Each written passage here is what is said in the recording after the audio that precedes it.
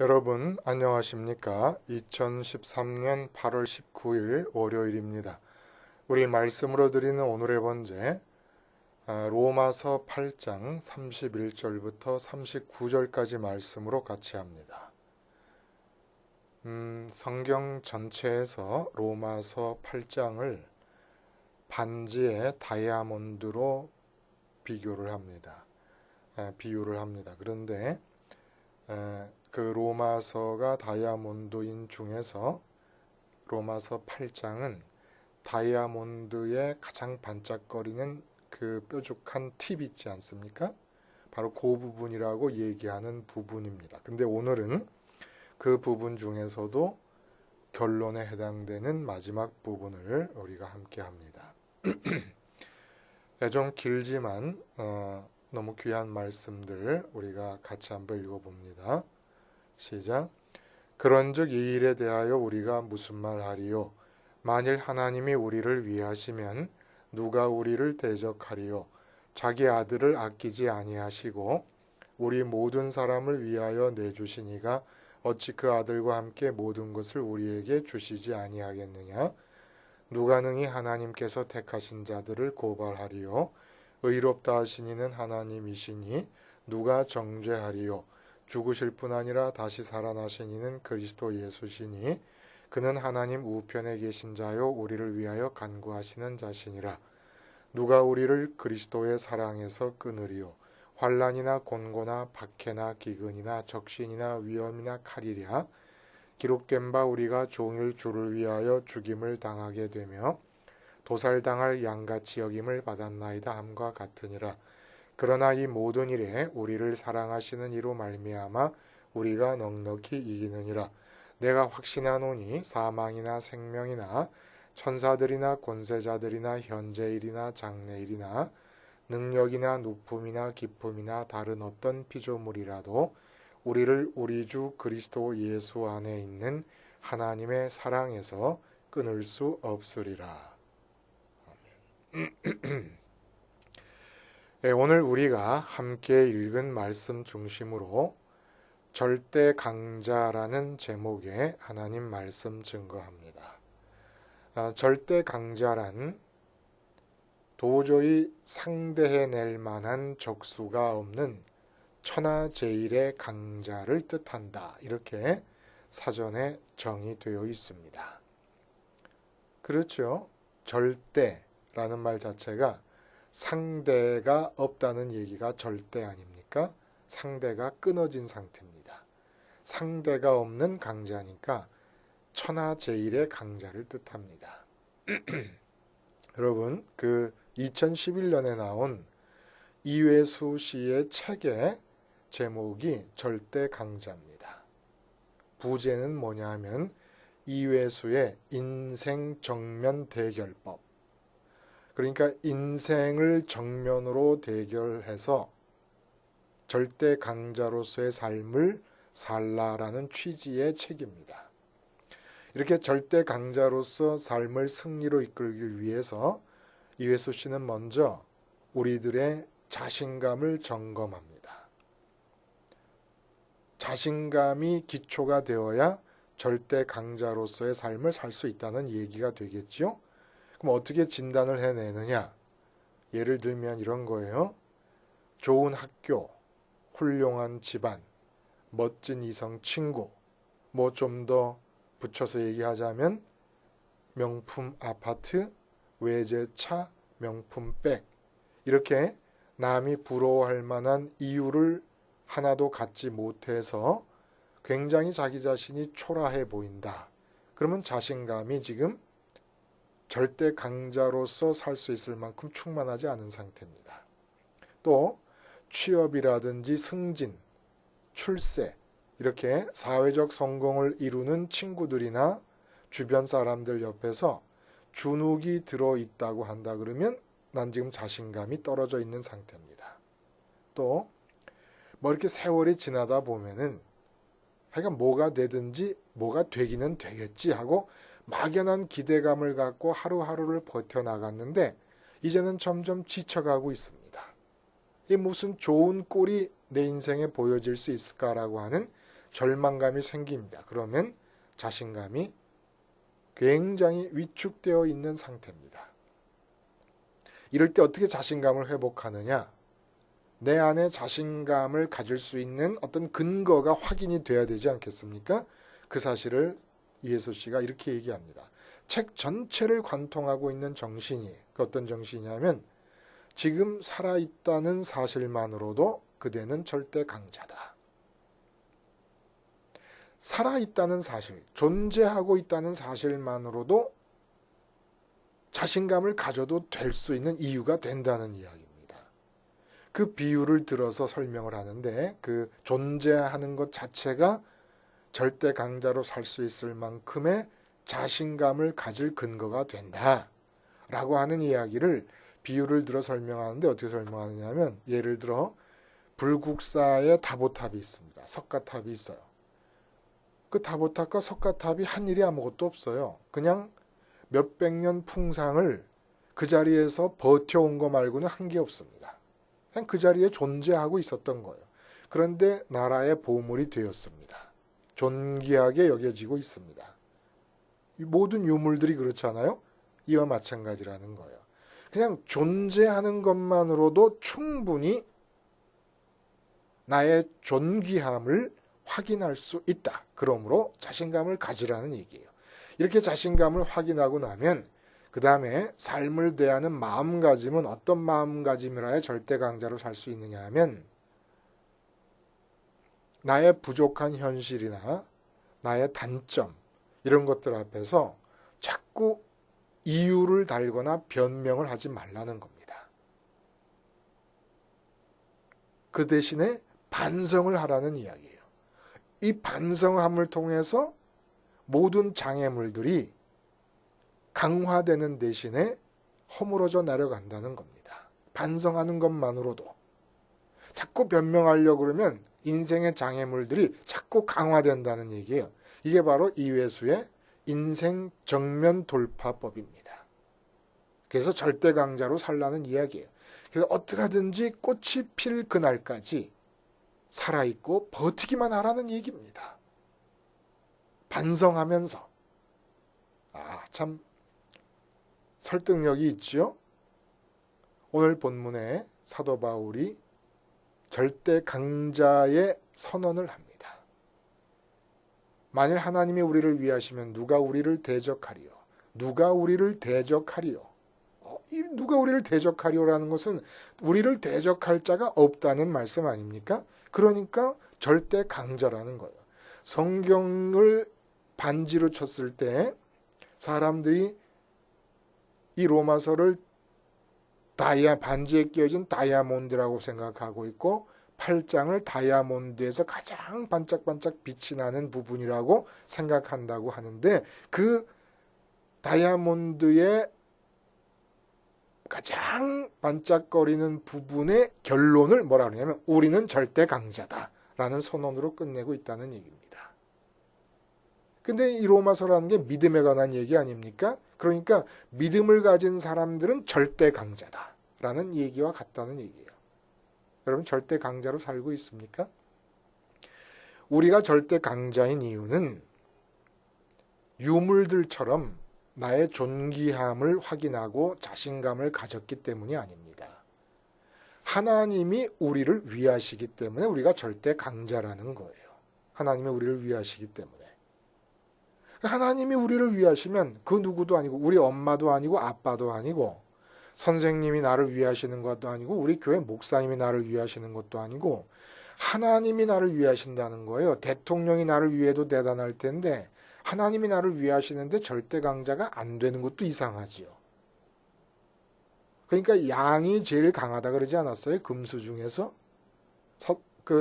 다윗이 그런 얘기하지 않습니까? 사울 왕에게 골리앗을 앞에 두고 이제 출전하기 직전에 내가 양을 지킬 때에 사자나 곰이 양을 훔쳐가면 쫓아가서 그 아가리를 찢고 양을 뺏었다 이런 얘기를 합니다.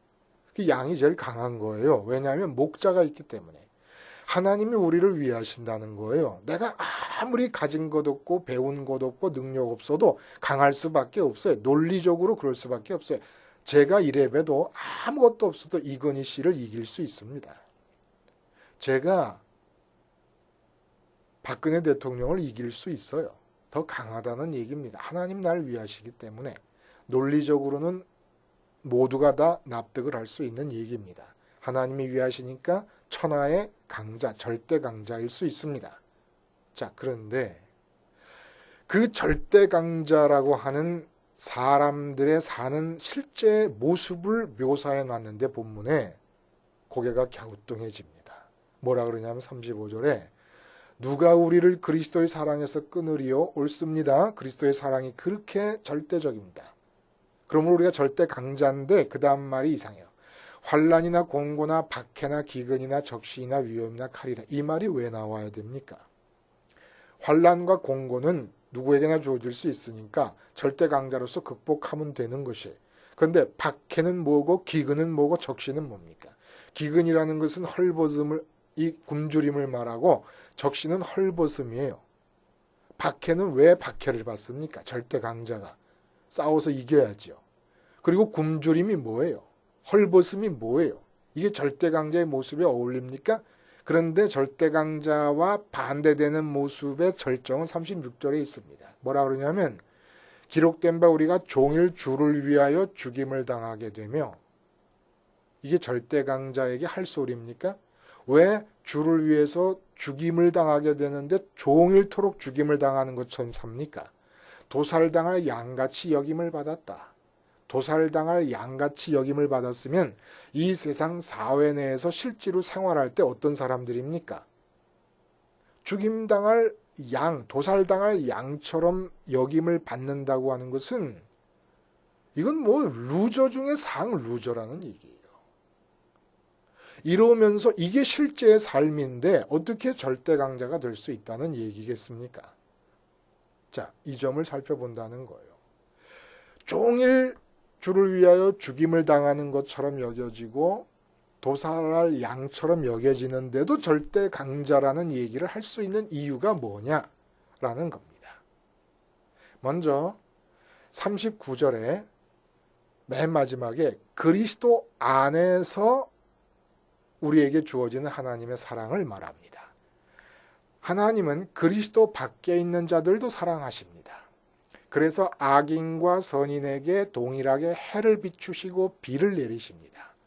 공중에 나는 새도 사랑하셔서 먹이십니다. 들에 피는 백합화도 사랑하셔서 입히십니다. 하나님의 사랑은 그리스도 안에 있는 사람에게도 내리고 그리스도 밖에도 내리는데 그리스도 안에 있는 사랑이 우리를 강자로 만든다는 이야기예요. 예수님을 모르고 살 것이 분명한 많은 재벌들에게도 하나님의 사랑은 임하고 있습니다. 인도 사람들, 힌두교를 믿고 불교를 믿는 사람들에게도 하나님의 사랑은 임하고 있습니다. 그러나 그리스도 안에 들어와 있는 사람들에게 내리는 하나님의 사랑이 다르다는 이야기예요. 그리스도 안이 어디라 그랬죠? 십자가에서 이 세상에 대해 죽는 시점으로부터 죽는 자리로부터 승천하셔서 하나님 우편에 계신 자리까지 그 두 점을 잇는 공간이 그리스도 안에 있는 겁니다. 그러니까 우리 마음이 세상에 대해서 주님과 함께 죽어서 승천하신 주님이 계신 그 하늘과 이 세상에 대한 죽음의 지점을 잇는 영역 안에 마음이 머물러 있을 때 그리스도 안에 있다는 얘기를 하는 겁니다. 자, 이럴 때 절대 강자가 된다는 거예요. 그 절대 강자가 되는 이유가 뭐냐 하면 32절에 우선 첫 번째로 아들을 아끼지 아니하시고 그리스도 안에 들어갔으니까 아들을 우리에게 주신 거 아닙니까? 그 아들을 우리에게 내주시니가 그 아들과 함께 모든 것을 우리에게 주시지 아니하겠느냐.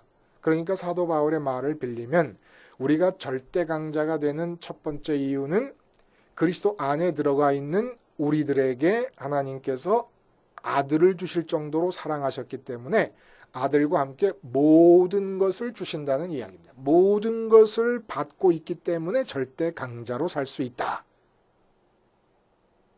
그러면 질문합니다. 여러분은 뭘 받으셨습니까? 그리스도 안에 있는 여러분들이 그리스도 밖에 있는 사람들에 비해서 모든 것을 받았다고 말하는 사도 바울의 말과 맞추어 볼 때 뭘 받았다고 결산을 해볼 수가 있겠습니까? 제 자신을 보면 받은 게 없어요. 그리고 사도 바울은 뭘 받았습니까? 아까 이회수 씨의 책에서 언급된 것처럼 좋은 학교, 하나님께서 내가 인류대학에 들어가서 졸업할 수 있도록 지혜를 주셨습니까? 저한테는 안 주셨어요. 서울대 못 들어가게 하셨어요. 못 들어가겠다는 일은 공부가 잘 되는 사람들은 잘 되니까 잘 되더라고요. 그 사람들이 공부를 막 모든 어려움과 장애를 극복하고 공부를 하는 게 아니더라고요. 그냥 잘 되니까 되는 거예요. 공부가 재밌으니까. 난 죽어도 공부가 재미가 없던데요. 하나님이 그렇게 안 주신 거지요. 지금 뭐 명품 아파트에 삽니까? 명품 외제차가 있습니까? 사회적으로 뭐 출세를 했습니까? 아무것도 못 받았어요. 근데 다 줬대요. 모든 걸 다 주신대요, 하나님이. 뭘 받았을까요, 우리가? 여러분, 그리스도 안에 들어가기 위해서 세상에 대해 죽었습니다. 마음이. 그래서 세상에 대해 죽은 시점과 천국 사이에 마음이 머물고 있습니다. 그 사이에 마음이 머물고 있는 동안에는 이 세상 것을 줘도 그것을 받을 수도 없습니다. 그럼 사도 바울은 뭘 받았다는 얘기입니까? 세상을 떠나 있는 마음에게 세상에 대해서 무엇을 주더라도 세상 것을 그걸 받을 수나 있겠습니까? 그걸 느끼고 좋다 나쁘다 행복하다 느낄 수도 없잖아요. 죽었으니까. 그럼 뭘 받았다는 얘기겠어요? 모든 것이라는 것은 사도 바울 눈에는 이 세상 것은 하나도 모든 것 속에 포함되지 않는 겁니다. 세상에 대해 죽고 하나님만을 향해 있는 마음에는 모든 것이라는 게 하나님이 하늘에서 천국에서 갖고 계신 것이 모든 것이 되는 거예요. 보좌에 앉으시면서 누리시는 그 영광, 주님께서 누리시는 그 영광, 천사들이 보고 있는 하나님의 영광, 그 하늘나라, 천국, 이게 모든 겁니다. 그러니까 그리스도 안에 있을 경우에 주어지는 모든 것이라는 것은 하나님이 하늘에서 영원히 갖고 계시는 모든 것을 주신다는 얘기예요. 이 땅에서 예수님께서 재림하셔서 심판날이 되게 되면 이 세상 지구와 온 별과 달과 해가 다 없어질 것입니다. 이 중에서 주신다는 얘기가 아니에요.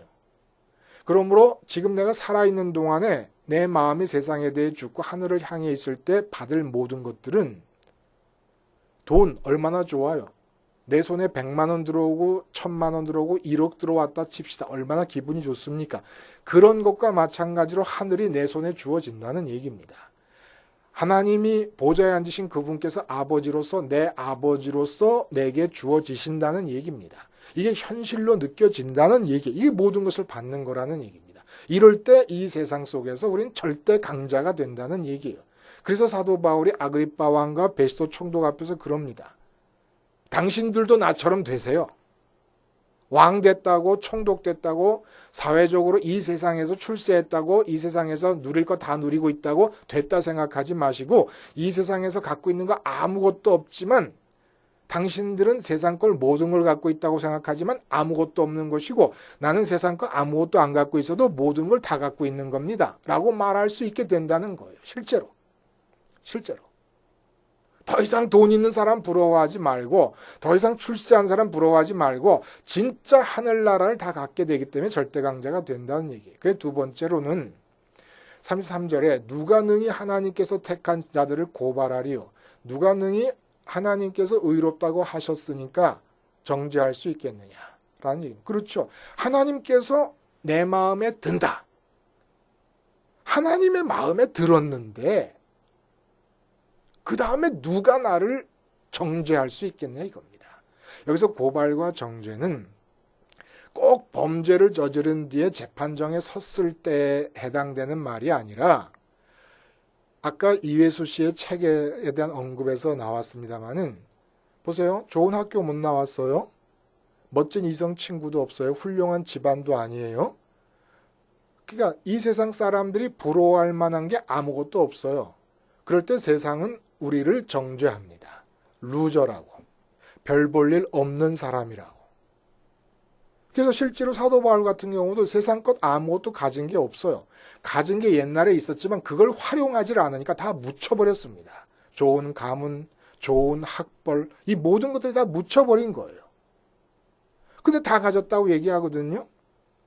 그러니까 이 사회가 규정한 성공의 기준, 잘 나가는 사람의 기준, 존경할 만한 사람의 기준이 내게 아무것도 적용이 안 돼. 그 사회적인 기준으로 적용을 하다 보면은 나는 루저 중에 상 루저가 될 수도 있습니다. 그럼에도 불구하고 사도 바울이 뭐라고 얘기를 하냐 하면은 그 누구도 나를 정죄할 수 없다. 다시 말하면 사회가 나를 루저라고 얘기하고 별 볼 일 없는 사람이라고 얘기하고 있을지라도 그들이 나를 그렇게 단정적으로 얘기한다 할지라도 이상하게 내 마음에는 그들의 단죄 앞에서 전혀 주눅들지 않을 뿐만 아니라 그들이 그럴수록 그들이 불쌍해 여겨져서 거지요 죄인의 입장에서 아그리빠 왕과 베스도 총독에게 나를 닮으라고 얘기하고 나와 같이 되라고 얘기한 바울의 말처럼 내 마음속에 그런 마음이 생긴다는 겁니다. 이게 바로 절대 강자의 모습이라는 거예요. 이 세상이 정한 기준에 의해서 절대 주눅들지 않고 있기 때문에 절대 강자라는 겁니다. 아무것도 없어요. 있으면서 주눅들지 않는 거에 누가 못합니까? 근데 아무것도 없고 내 마음에선 실제로 내 명의로 주어져 있지만 대단한 것들이 그걸 받아들이지도 않아요. 왜냐하면 십자가에서 죽고 있으니까. 하나님이 쓸 나를 기다리면서 하나님의 뜻대로 쓰일 나를 기다리면서 내 명의로 주어진 이 세상의 소유들을 다 대기시켜 놓고 있는 상태입니다. 마음으로 받아들이지 않고 있어요. 또 실제로 없을 수도 있어요. 그러나 주눅들지 않아요. 이 세상의 모든 가치들에 의해서 있거나 없거나 내가 좌우되지 않습니다. 그래서 절대 강자로 이긴 거예요. 그 다음에 세 번째로는 위험이나 환난과 공고, 박해, 기근, 적신, 위험, 칼, 도살할 양같이 여김당하고 그리고 종일 죽임을 당하는 것처럼 취급을 받아도 넉넉히 이긴다는 겁니다. 그리고 마지막에 뭐라 그러냐면 사망과 생명과 천사, 권세자들, 현재, 장래, 능력, 높음, 깊음 어떤 것도 우리를 하나님의 사랑에서 끊을 수 없다. 절대 강자가 되는 마지막 세 번째 이유가 뭡니까? 그 예수님이 풍랑 만난 배에서 잠을 주무시던 그것이에요. 절대 강자인 이유는 이 세상에서 주어지는 그 어떠한 현실적인 상황도 내 마음의 평강을 깨지를 못하는 겁니다. 왜냐하면 내 마음이 육신이 속해 있는 이 세상에 머물러 있는 것이 아니라 주님의 십자가에서 날마다 순간마다 죽어서 이 세상을 떠나서 육신의 영역을 떠나고 있기 때문에 이 육신의 영역에서 무슨 풍파가 오더라도 마음의 평강이 깨어질 수 없는 것은 마음은 하나님께로 가 있기 때문입니다. 이래서 우리가 절대 강자라는 이야기입니다. 순교당했습니다. 핍박당했습니다. 세상적으로 보면 핍박당하여 죽는 그 순간에 다른 사람들이 볼 때는 나는 절대로 예수 믿지 말아야지, 저렇게 인생을 실패하지 말아야지라고 여겨질 수도 있는 것이지만은 그게 아니라는 얘기예요. 이회수 씨가 말하는 대로 자신감을 회복하고 정면 돌파하는 자세로 반성하면서 모든 장애를 극복해서 결국 이 세상에서 사람들이 말하는 꽃을 피웠다 하더라도 그는 루저입니다. 그는 루저예요. 진짜 절대 강자는 날마다 주님의 십자가에서 세상에 대해 죽는 자입니다. 날마다 세상에 대해서 죽을 때 그리스도 안으로 들어가고 그리스도 안에 들어가 있는 사람들에게 하나님은 모든 것을 주시고 이 세상 그 어떤 가치가 없더라도 내 마음속에 하나도 부족함이 없는 결코 세상의 기준에 의해서 루저로 정죄될 수 없는 마음의 자유로움을 주시고 그리고 이 세상 육체가 머물고 있는 이 세상 현실 속에 어떤 풍파가 일어나도 결코 평강이 깨어지지 않을 수 있는 그런 절대 평강을 주시면서 우리를 이 세상에서 절대 강자로 살 수 있도록 해주시는 것입니다. 어떤 자들에게요? 그리스도 안에 있는 자들에게. 어떤 자들이 그리스도 안에 있는 자들입니까? 주님의 십자가에서 주님과 함께 세상에 대해 죽어서 세상에 대해 죽는 시점과 승천하신 주님 그 두 지점을 잇는 영역 안에 마음이 계속 머물러 있는 자들. 그들이 바로 절대 강자입니다. 기도하시겠습니다. 하나님 아버지, 그리스도 안에 머물러 있음으로 해서 하나님께서 우리를 향하신 절대 끊어지지 않는 사랑을 주심을 통하여 이 세상을 절대 강자로 살게 하여 주시옵소서. 예수님의 이름으로 기도하옵나이다. 아멘.